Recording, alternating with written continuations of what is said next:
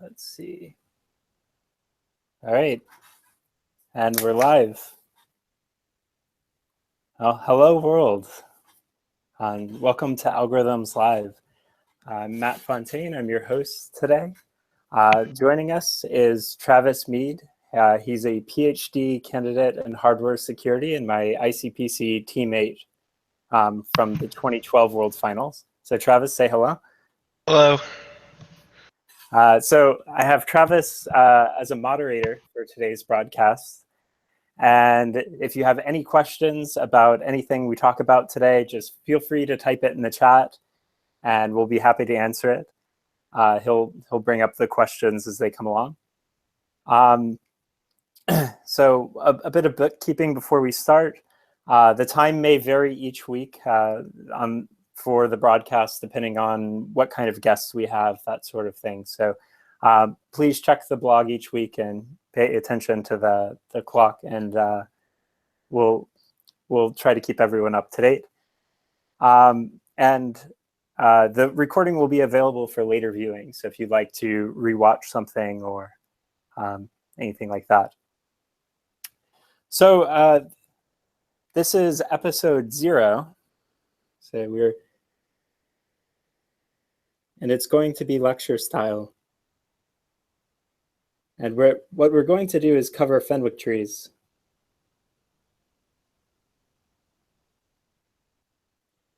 And there are other names for Fenwick trees. Some of you may be more familiar with binary index trees.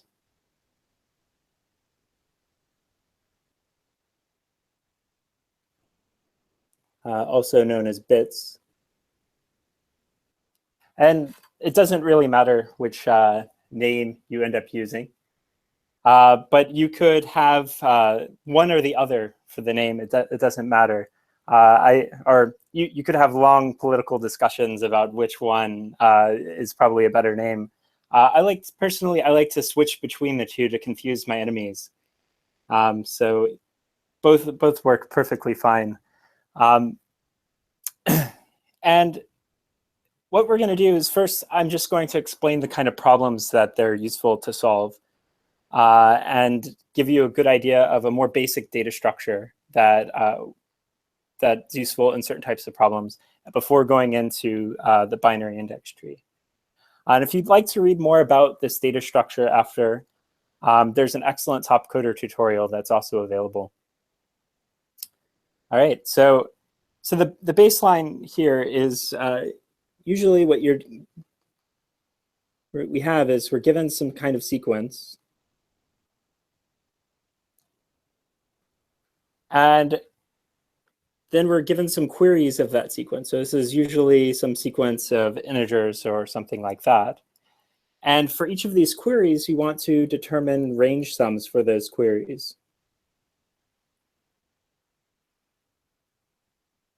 So you'll be given some range sum from A to B inclusive, and you just need to report the sum of some kind. This is fairly easy to do if you have something. So I'll just give you a sequence here. So 1, 4, 2, 1, 3, 5, 1, 2, 3. Maybe not like that. But I might want to know the sum in this range. So the sum here is 11.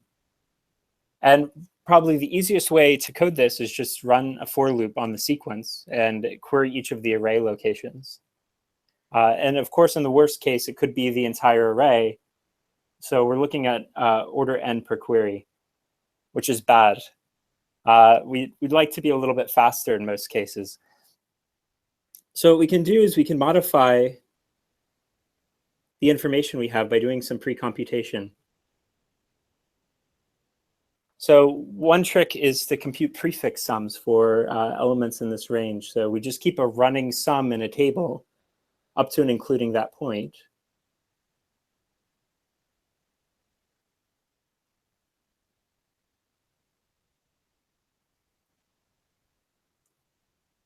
And we'll have some pre-computed information, pre-computed information. And so now if we want to do the range sum, what we can do is we can take the entire sum up to and including that point and subtract out the immediate predecessor. It's almost like you took this entire range, took a piece that you'd like to subtract off, and take this piece away. And with what you're left with is just the remaining sum that you'd like to obtain. So one problem with this, so if the sequence is static, this is not a bad technique at all. But if you want to make it a little bit faster, if we want to do it dynamically, so that's the dynamic solution. Well, what we're left with is we can still get that O of 1 query time just by querying 2 elements in our table. But every time we want to change some element, and this is what I mean by dynamic, I might want to take this element here, change this to a 2. Well, now I have to recompute all these locations in my table. That's going to be fairly expensive. So I'll say that this has O of n recompute time. So not doing very well. So this is the motivation for a Fenwick tree. What we'd like to do is we'd like to be able to quickly solve this problem of having prefix sums. So we'd like to have a data structure that stores information at various array locations, and then we can easily compute a prefix sum up to and including that position. If we can, I say we only need to maintain the prefix sums because once again, we can use this technique of getting the range by just subtracting out the prefix immediately before it. And so that's our real motivation for our Fenwick tree. So I'll draw out a Fenwick tree for now, and I'll label this in binary, and you'll see in a moment why this is going to be helpful.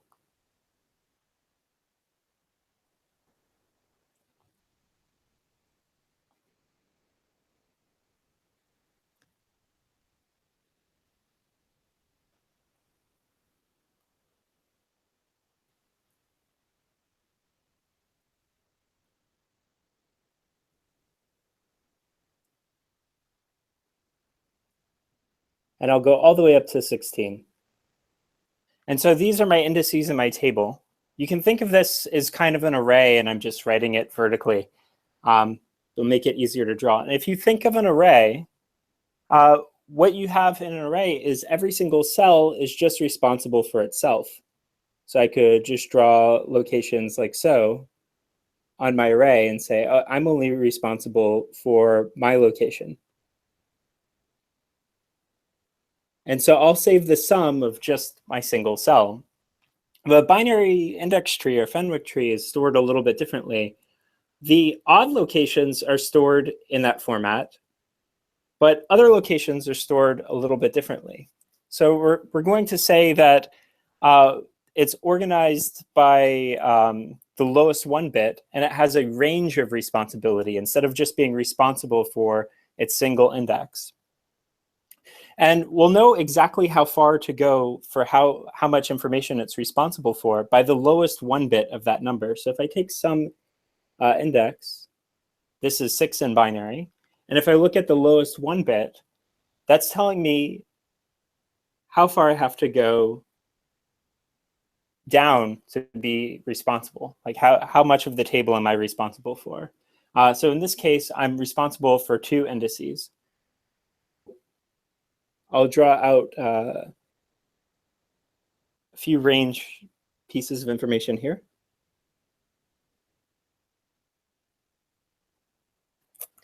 And so these are all the ones with the lowest 1 bit of 2, where the lowest 1 bit of all the odd locations is just 1, so they're only responsible for themselves. Similarly, if I take a position like 4, it's responsible for four locations. And this one is as well. And then we can go all the way up to 8, and this table persists in this fashion. And then 16, of course, is responsible for the whole table if I'm only size 16. So the key takeaway here is just realizing that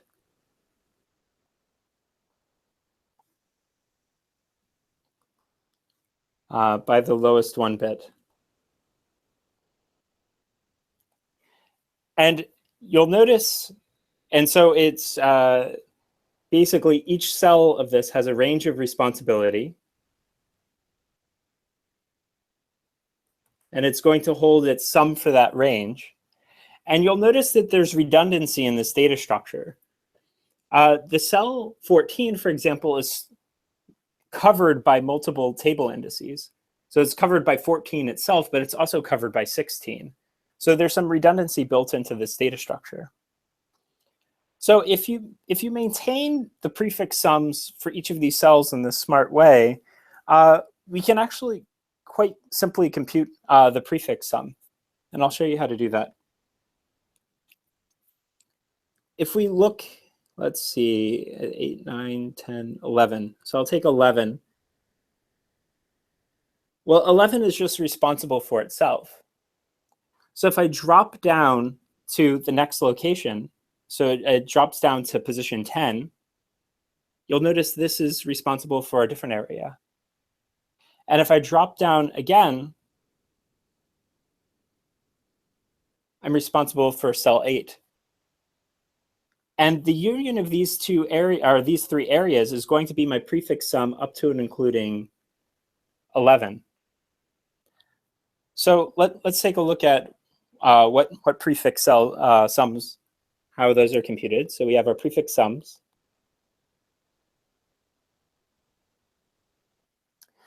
So what they'll do is they'll start at the current cell.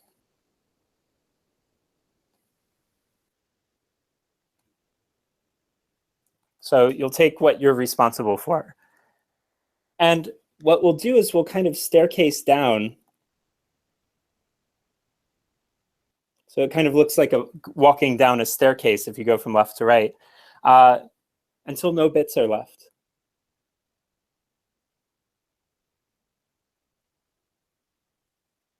So I'll explain what that means. We have position 11.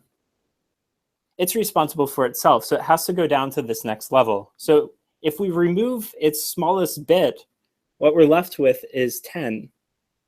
Well, 10 is also responsible for something. So I'll take the 2 positions that it's responsible for, because its lowest 1 bit is 2. And then I'll go down to this next level, which is 8, and then take its sum. And so you'll notice that the lowest 1 bit is being removed every single time as we're computing this prefix sum. Let's do another example. Let's suppose I take 14. I'll take this position, remove the lowest 1 bit, end up at this position, remove the lowest 1 bit, end up at this position. And that will be my prefix sum for my Fenwick tree, up to and including that point.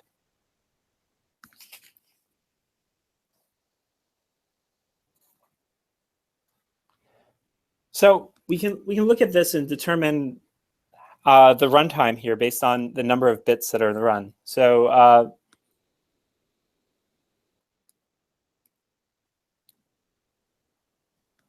so the loop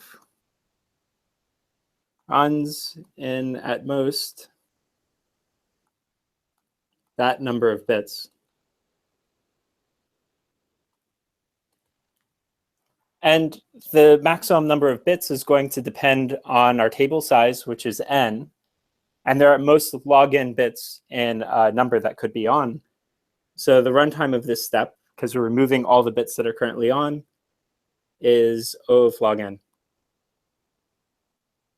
And that's how the runtime to compute prefix sums.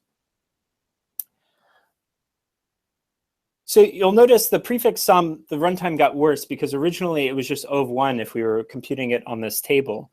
But if we switch things around, we actually store this in this way. then things are a bit more complicated. And we're paying a log n cost on query time. But what we're going to speed up is the update. We're going to be able to update a single element in the Fenwick tree and basically update our data structure so it holds this information. So if we pull position, let's say 9, you can just draw a straight line to the right and see all the different cells that the Fenwick tree must update. So we have 9 must get updated. We also have that 10 must get updated. And it's right here in binary. I believe that's 12. And then we also have 16. And those are all the cells that must get updated in our Fenwick tree. So there are 4 possible cells that get updated. What you'll notice is the lowest 1 bit of what gets updated. So if I take my first number here, this is, whoa, that was weird. This is 9. All the lowest 1 bits that need to get updated are bits that are turned off in our original number. And to a sense, this makes sense because these are the things above us that can reach us in the way that this Fenwick tree is organized. So if we want to get to the next bit above us that can reach us, which would be this position here, we'll just add the lowest bit to that number. So we need to be able to compute this lowest 1 bit. That's going to be extra helpful in terms of finding these indices. But you'll notice that if I just add the lowest 1 bit here, the bits slide over. And then I add the lowest 1 bit to this number, and they slide over again. So I'm left with 1, 1, 0, 0. And then I add the lowest 1 bit, which is 4 here, and I'll end up getting 16 in binary. Like this. So it'd be handy to be able to find the lowest 1 bit in terms of being able to modify things in this data structure. So if we want to find the lowest 1 bit in a number, if we want to isolate it, the easiest way to do that is just take our position, our index I, and AND it with the 2's complement representation of I. So you can get that just by taking the negative of the number and ANDing it with I. And it'll flip the appropriate bits to isolate just that lowest 1 bit, so you can add it or subtract it, so move up and down this table. If you're in Java, though, there's also a really handy function in integer.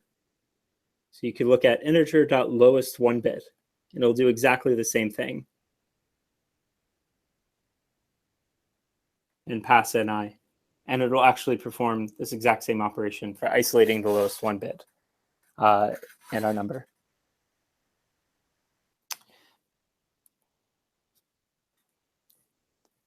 So that's how update works. So if we want to look at the update function, our update position,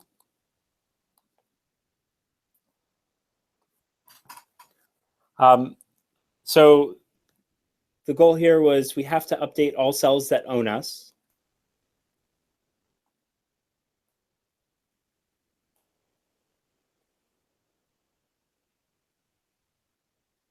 They have ownership over us in our position.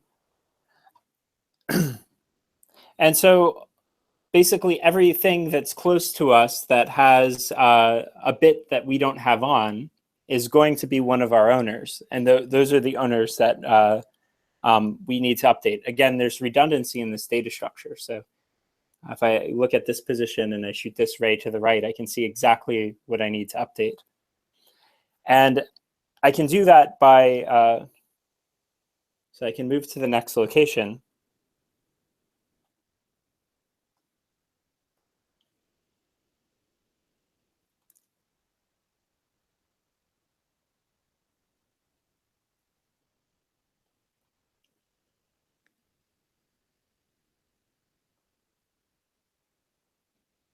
just by adding the lowest one bit to the current index. And you'll notice the loop is going to, the number of times it runs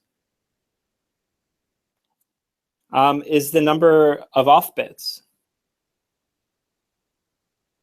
Or I should say exactly.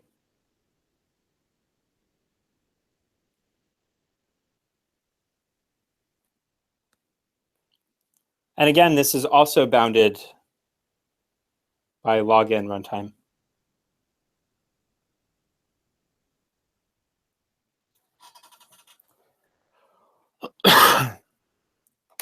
And so that's the basic implementation of Fenwick tree.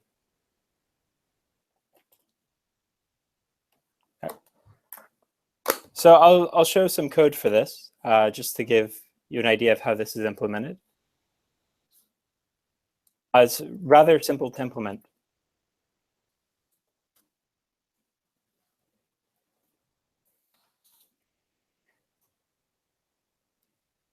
So what I'll do first is I'm just going to move through my indices of my bit. So if I want to do an update, remember I'm going to be walking upward and turning on bits that are off in my original string. So I'll know that as long as I'm in the table, as long as I'm filled in the table size, I can keep walking. And I'll update this table position with my value change.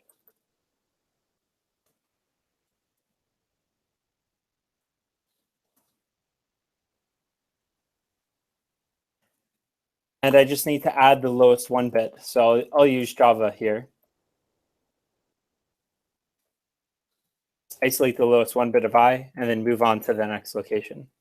So that's all you have to do for update. It just updates a single location and then turns on the lowest one bit. And then for the sum, I'll be going down and removing the lowest one bit from each of these indices. Or pre-computing them. So I need some kind of running sum.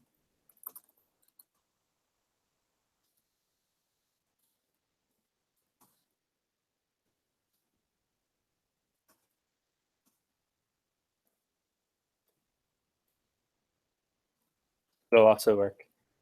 Alternatively, instead of lowest one bit, I could have written it this way: I and negative I, and move down. And of course, once we have the prefix sum, we can also do a range sum query for a given integer. So this should be sum.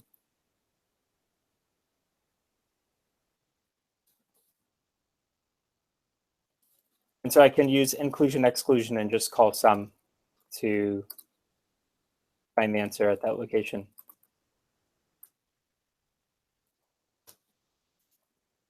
And so Fenwick tree is very simple to implement. They're not very complicated. Not much code is involved once you get that structure correct, and once you figure out how to do the updates and queries. So now what I'll be doing is discussing a handful of problems relating to Fenwick trees. So you can see an example of how they're used initially. We're going to have a bit of fun. I'm going to try a different style of presenting. So I have this black background, so you can all decide which version you like more. If you like the white background, black background, this might be a little easier on the eyes. And I'll be discussing how a few problems involving Fenwick trees work. So the first problem we'll discuss is a counting inversions problem.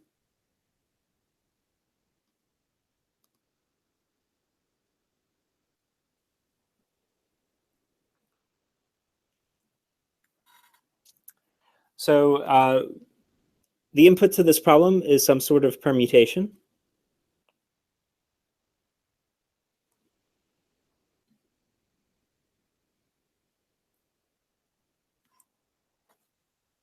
And what we'd like to do is we'd like to count all the inversions in this permutation, know how many inversions. So an inversion is just two indices that you can pick in order, where the first location is greater than the second location in value, and that's an inversion. So this is an example of an inversion in the sequence, where 1, 4 is an example of not an inversion. That's actually in order. So you could easily write an n-squared algorithm that just computes all the inversions by taking all pairs and just checking if one is less than another, but we can speed this up using a Fenwick tree. So what I'll do on the left is I'll just store what the prefix sum calculation looks like for the Fenwick tree.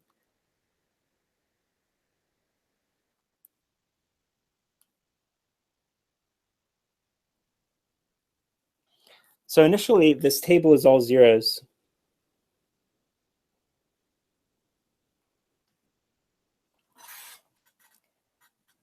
And what I'm going to do is I'm going to sweep through indices in my Fenwick tree, or in my sequence I have here, and keep track of what's behind me. And that's what's going to go in this data structure. It's basically going to say, for every single value, how many things are of that value behind me, to make this calculation a little easier. So initially, if I'm at 7, well, nothing's behind me, and this data structure is correct. So I need to keep some kind of running sum of my inversions. So I'll do that over here. And the running sum is initially 0. So I'll update this location to be 1. So I'll call update in my Fenwick tree. And then I'll move on to the next location.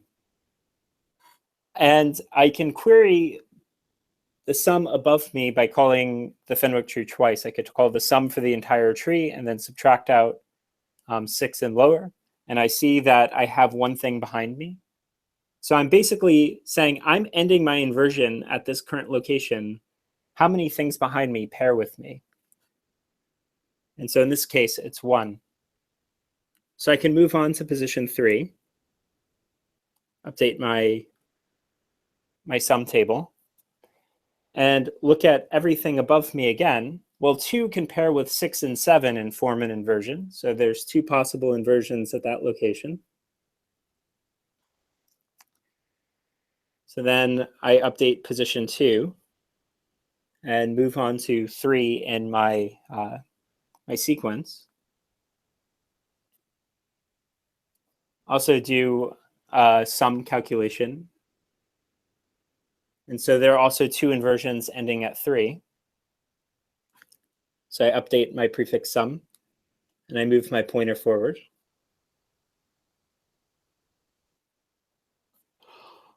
So I want the sum of 1 and above in my Fenwick tree. So I end up summing to 4.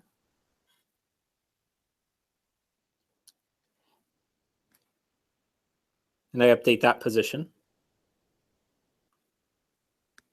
Move on to the second to last position in the Fenwick tree. So I end up with a 1 here. And I want to sum everything above me. So there are 2 things I can pair with above me and 4 to my left. That's 6 and 7 again. So I add 2 to my running sum.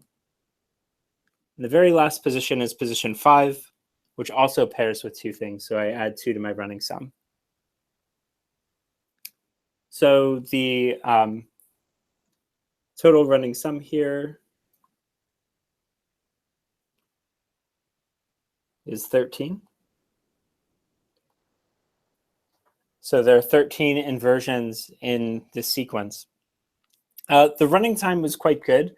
So for each single position in the array as moving forward, so there were n possible positions in that array, and I did 2 operations. I did one where I updated the position in the Fenwick tree. That was a log n operation. And the second operation was a query of that position and the sum everything that's greater.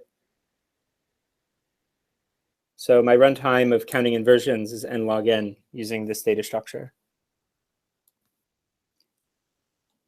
And so that's how you solve inversion counting problem. So it's handy to use this with a sweep. You could see how you can't do a prefix sum technique alone because you need to be updating elements in the Fenwick tree. So this is a good problem if you're trying to treat the Fenwick tree as a black box. You can kind of think it's, oh yeah, it's a method for handling dynamic prefix sums. But sometimes you'd like to be able to peek into the data structure and actually use some pieces of it to make things faster. So our second problem to go over is, I'll call this problem find kth tallest.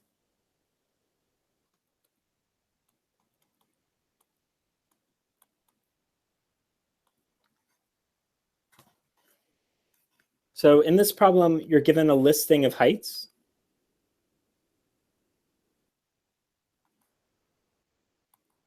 And we'll say the heights are from 1 to 10 to the 6 centimeters. So a very strange problem. People are very short or very tall. And the listing could look something like this. You could think of it as a table. So maybe these are my heights of people. Very short people.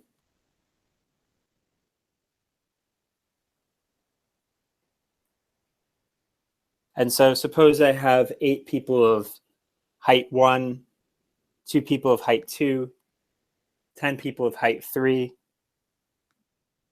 100 people of height 4, 1 person of height 5, 2 people of height 6. And I'd like to find the kth tallest person. I'm actually going to mix things here. I'm going to have 2 types of queries. So one is I could update the number of people of that height. So if I'm storing this, so I'll take some height and some number. So h is the height. Number is a sort of quantity. Saying, and I'll say this is plus or minus. You could add people of that height or subtract people of that height from your registration there.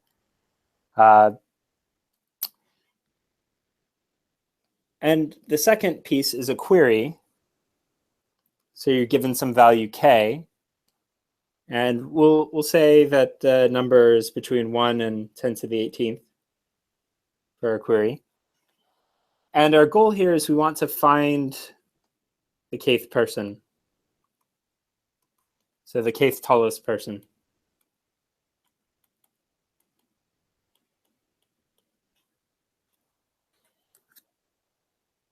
So the update we'll talk about handling later. One thing we could do is we could store a Fenwick tree for all possible heights. So it's stored over all possible heights. That's the range of the Fenwick tree. So it's going to have 106 or a million elements in the Fenwick tree. And then when we process a query, we want to find the kth tallest person. So if we want the 50th person, we could count this real quick and realize that the 50th person is of height 4. We could loop through it all at once and say, well, there are 8 people of height 1. That's not what I'm looking for. So we could have a sum up to and including that position and find the 100th person. If you're playing with this problem, the first solution that comes to mind is first binary searching back and forth over what the height will be for the kth person, and then just using the Fenwick tree as a verifier to determine if that is indeed that person. So maybe I'm looking for the second person. I'd look at this position, we'd take the prefix sum, and we'd see it's 120. Well, that's too much. So we try, now we're doing a binary search over this range. And we could keep splitting this in half at every single step, and then eventually end up into position 1 just by itself, and realize the second person, the second tallest person, or second shortest person, I should say, is height 1.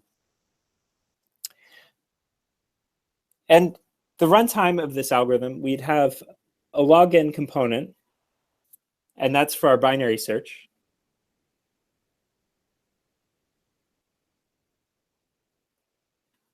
And then we have a secondary log n component, and that's for querying our bit.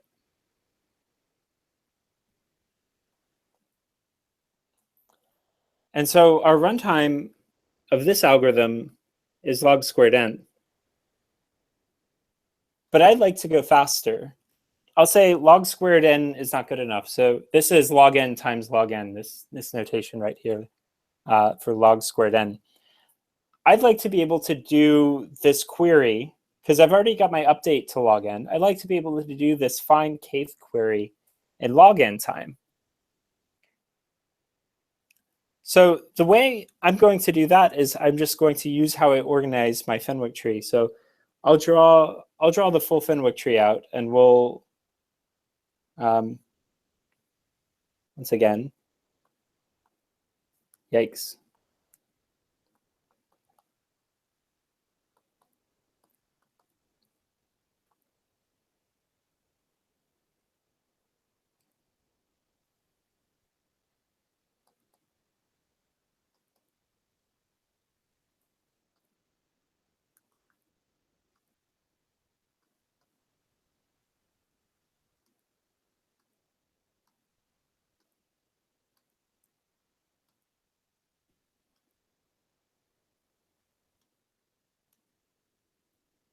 I'll move this over for more space.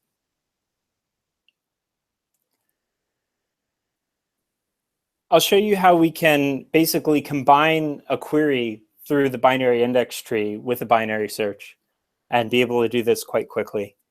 So what I'll store here additionally, so these are all the heights. So it's 1, 2, 3, 4, 5, 6, 7, 8, 9, 10.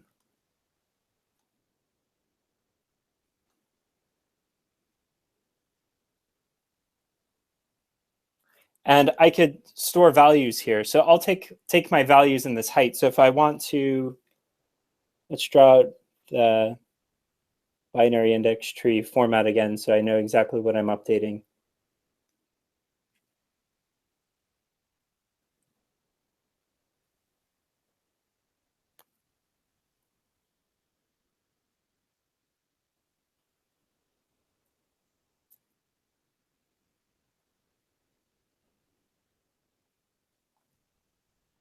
So let's say I update position 1 in my Fenwick tree. I could, I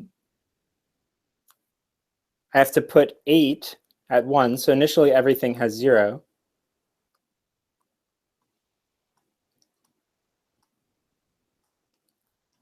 So I'm going to fill my Fenwick tree, and then I'll show you how I do the queries quickly. I have 8 at position 1, 8 at position 2, 8 at position 4, 8 at position 8, and 8 at position 16. And then 2 at position, so if I also want to update position 2, well, now everything gets updated by 2.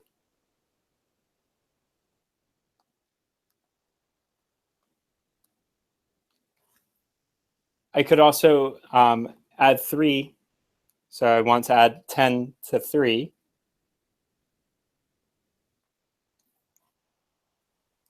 So I get 10, update position 4, which is 20, update position 8. So this comes up to 20, and position 16.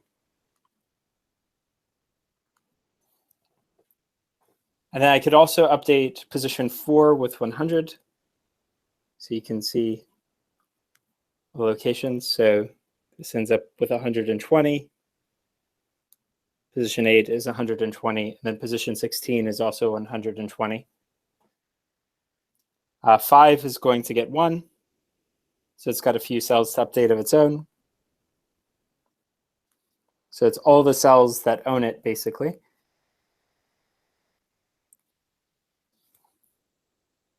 And then 6 is going to get an update of 2. So this comes up to 3, this comes up to 3, and this comes up to 3. And those are the cells that get updated there. So you'll notice there are a few blank cells. The exact value of everything in the Fenwick tree isn't actually saved in the Fenwick tree. It's just saving these aggregates for the ranges.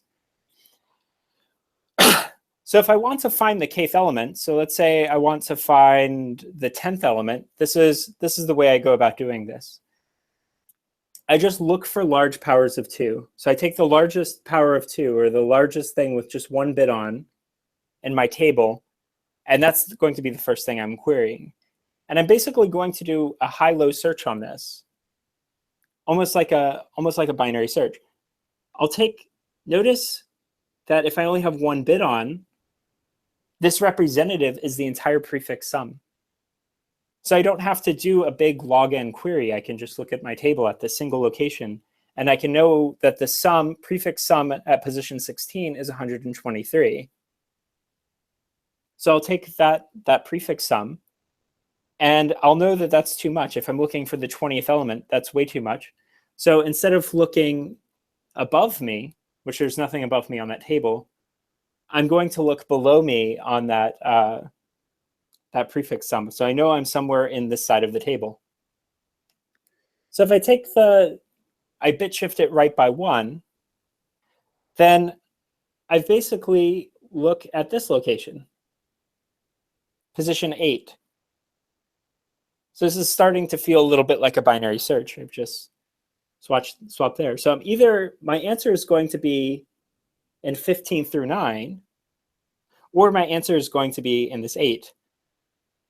And I could quickly figure out which side this is on just by looking at the sum up to and including 8. That's 123. That's too big. I need to look elsewhere in my table. So let's look at, let's say we're looking for position 121, because I want you to see what happens when you miss on the wrong side. So I'll take this off. I'll end up looking at position 4. And I have 2 options. I'm either taking the sum from 7 all the way down to 5, or it's going to be in this half. I don't know which half.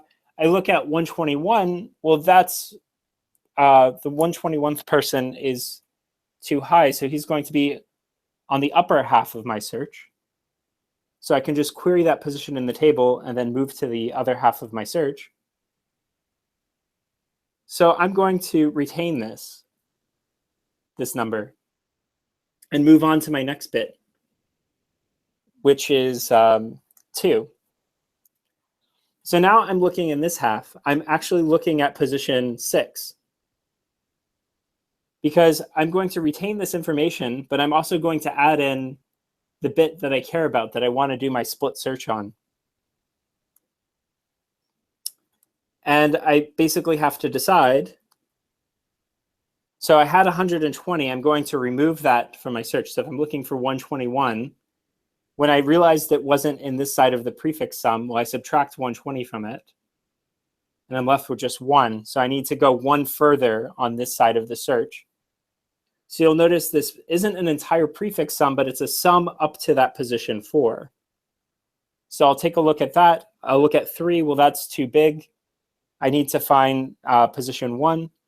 So I'll look in the lower half of my search. And then I'll try 5, which is 0, 1, 0, 1. And I'll look at this location, and I see it sums to exactly 1. So it's very much similar to a binary search, except now we're just walking this binary index tree. Every single prefix sum query that we're doing is an O of 1. So the amount of time it takes to get all the way down is the number of bits that are on in my string. So my runtime is just going to be log n by walking the binary index tree.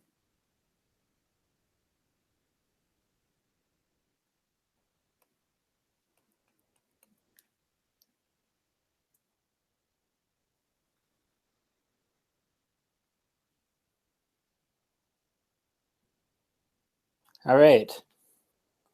And so my last technique I'm going to do is I'm going to show you how to do the bit backwards.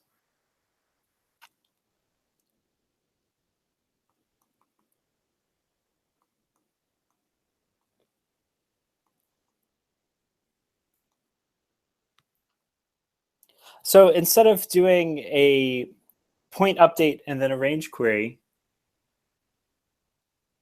I'm going to do a range update where I'm going to basically say, what's the range from A to B inclusive, and query a single position and tell me what's that position value at that given position. So what I'd like to do is I'd like to have a bit that works backwards. I'd like for the bit to update some range. So I'll say insert some range from A to B inclusive and modify it by some amount. So I'll call that amount delta. And instead of doing a range query, I'm just going to query a single position and tell me what the value is at that location.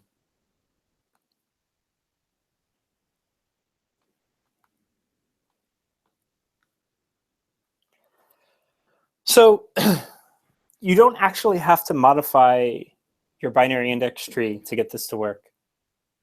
You can use the binary index tree as a black box almost, and basically have this behavior, have an ability to update a range by some amount and increment all values in that range by that amount. So it's almost like, let's say I had a sequence like this, and I say that I want all these values to go up by 1.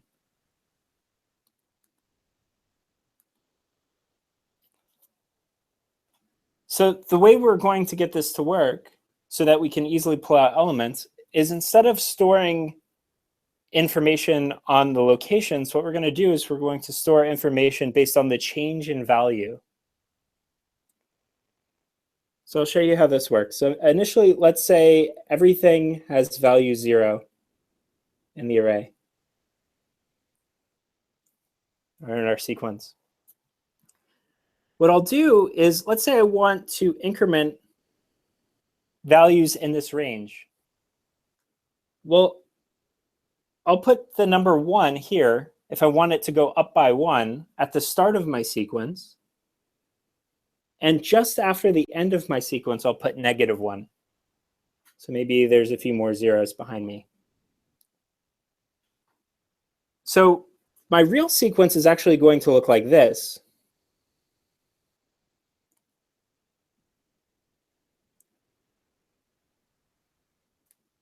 So how do we get the value out? How do we know that this position is 1?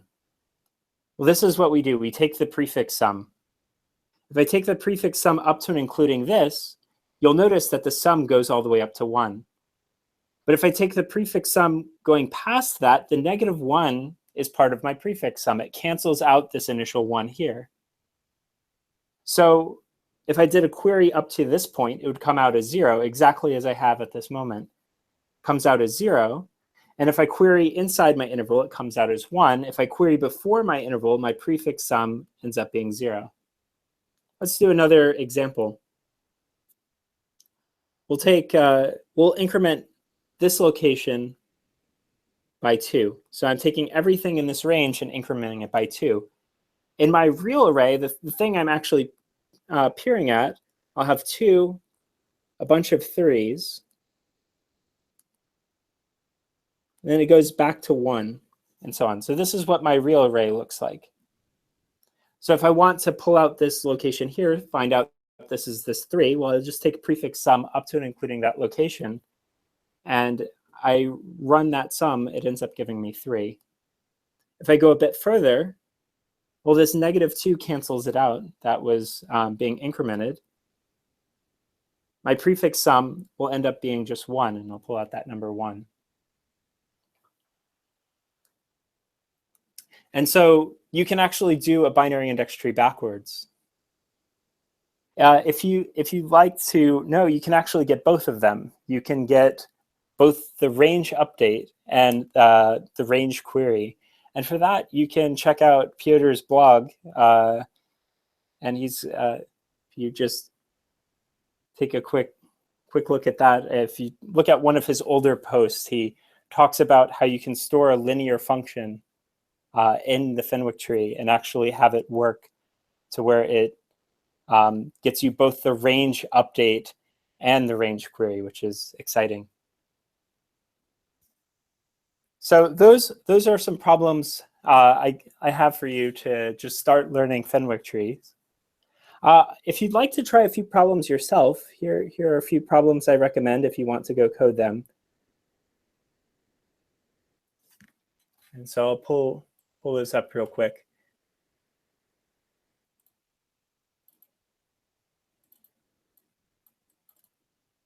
So the first problem is a USACO problem that I really enjoy, and it's called finding the median. And I'll put these in the link in the video description so you can try yourself after. But this is from USACO 2011, and it's the November contest.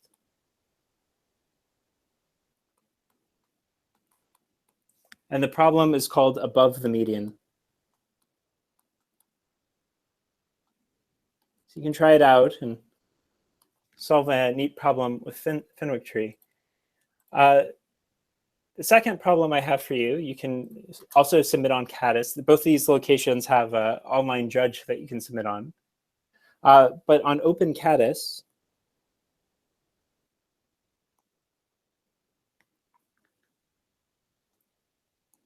you can solve the problem movie collection.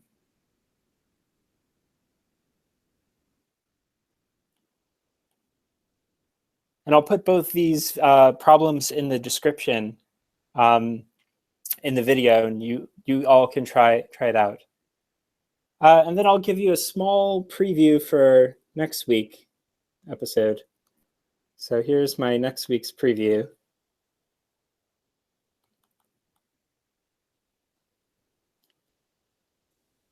If you don't know Donald Knuth, but every year Donald gives this wonderful Christmas tree lecture that he covers something wonderful about trees and just presents it before the semester comes to a close at Stanford. And so we'll be giving our own Christmas tree lecture here. That's what I have for next week. We'll be exploring a few properties of trees and some well-known properties of trees, some well-known problems. And at the end of the episode, I'll be giving you a bit of a challenging problem using some of those properties. We'll be doing a few proofs in this lecture, so you may want to review proof by contradiction. And we'll actually be proving some of these properties and some of these algorithms for finding information about trees. So it should be fairly exciting if you love graph theory. So if you review a bit of graph theory, review a bit of proof by contradiction, it should be exciting for the coming week. So before I close, if anyone has any questions for me about this channel or about our show. So one of the viewers asked why you were not coding in C++. Oh, that's a good question. Well, I guess Java is my contest language in a way. Most of us at UCF actually code in Java, although I do compete in Python from time to time, especially for easier problems. It's very convenient. But I do know C++ as well. It's just I use it for other things and not as much for competitive programming. I find it's much easier that copying some other competitive programmers is much harder to make a bug in Java. So I code in it for the accuracy and some of the library usage that I like. On that topic, someone might have a concern about the code you typed up. They think, could you bring it up? Yeah, in your range sum, I believe you went from I to J, but I think you needed to subtract one from your lower index. Oh, yes. This is also a bug. But yeah, okay. All right. Just double checking it. Yes. So, All right. so next for the next episode, if you spot a bug and you think you have it, just type in all caps in the live chat, and we'll get that Yeah. fixed right away. Sorry. Travis It's will actually my let fault. us know. I should have brought it up earlier, but I didn't notice it until after you had already closed out the code, and I'm like, I'll just bring that up at the end. That's my fault. And then the last question that someone actually had, and I thought was kind of interesting. What software are you using to do your drawing? Oh, right. So I've kind of got a mix of the big tech companies here, but for my drawing, I'm using Microsoft's OneNote. And of course, we're using YouTube Live to do the live streams. So a mix of Google and Microsoft to get this to work. And does anyone have a preference for the white background versus the black background? That would be something that'd be neat to discuss. Also, in the meantime, actually, there's another question. Do you have an interesting 2D Fenwick tree problem? Because someone's kind of curious to test on that type of problem. Oh, right. I'll be covering the multi-dimensional Fenwick trees in a future episode. I decided to keep things simple, get us to test this format out. This is very new for us, this live talk show format. But yeah, we'll be covering a bunch of interesting stuff from week to week, and hopefully we'll have some guests on soon that could teach some interesting things and have a conversation back and forth about algorithms or techniques that we find interesting. So, and it seems that people prefer the black background. right. It was 4-1, 4 for black and 1 for orange. Okay, one for orange. We'll have a bit of fun before we sign off. I've learned that there's this wonderful pen tool for the background where it's very colorful. I don't know how people feel about that one. I not entirely sure what we'll use it for, but it might be fun to draw graphs in this style. But maybe not. Oh well. So that's all we have for our show this week. Tune in next week at the same time, same day, and we'll continue on, cover some interesting tree topics. So I'll see you all next week. Thank you, Matt. And got to figure out